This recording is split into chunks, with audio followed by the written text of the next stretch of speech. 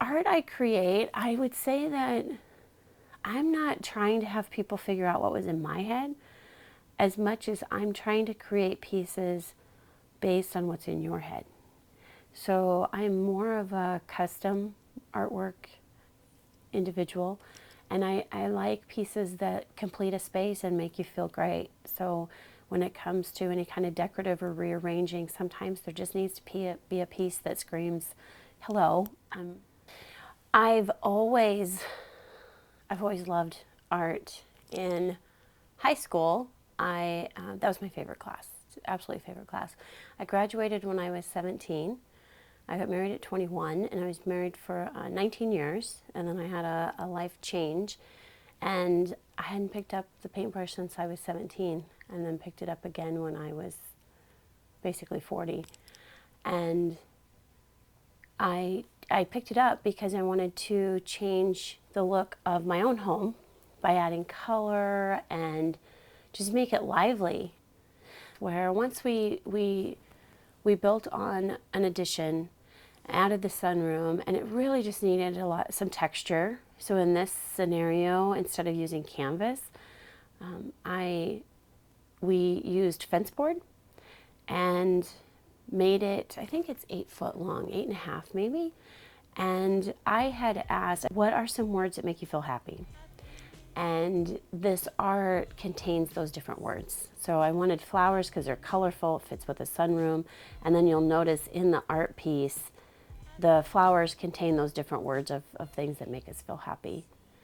And you'll notice on the left-hand side, it does say happiness is.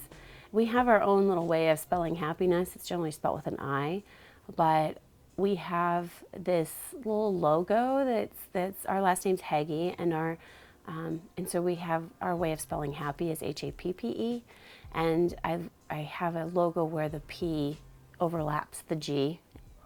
My mother-in-law asked my stepdaughter, do you think Pam would be open to creating an art piece for me that contains my kids' names and grandkids' names?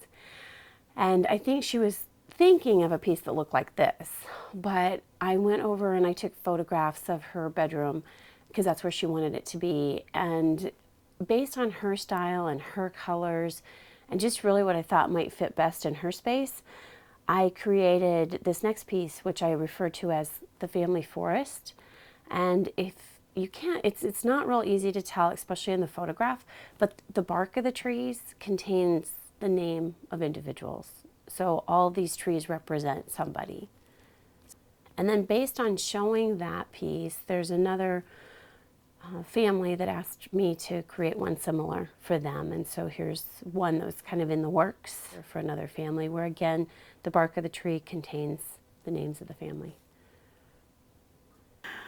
And then this other example, I had someone request a painting. They love to golf, and their last name is Masters. And so I was inspired to actually have something where I was inspired from something from the Masters golf course and used a similar font to what they use, and then have a ball kind of hanging, a golf ball just kind of hanging in the air. And my thought was it'd be kind of a cool thought process where you're not real sure who hit that ball. It could have been you, it could have been the spouse, it could have been whoever. So I liked the idea that this ball just got hit, but by who?